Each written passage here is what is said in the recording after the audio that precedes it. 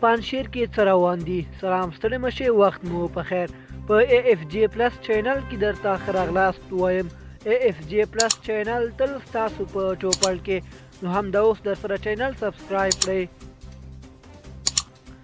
د افغانستان مرکزی پنجشیر ولایت کې یو شمېر ځایي اوسیدونکو د یو ځوان د وژنې په اعتراض کې یکشنبه د والي دفتر مخې ته لاریون وکړ او د طالبانو د پاکستان پر ضد یې شعارونه ورکړل.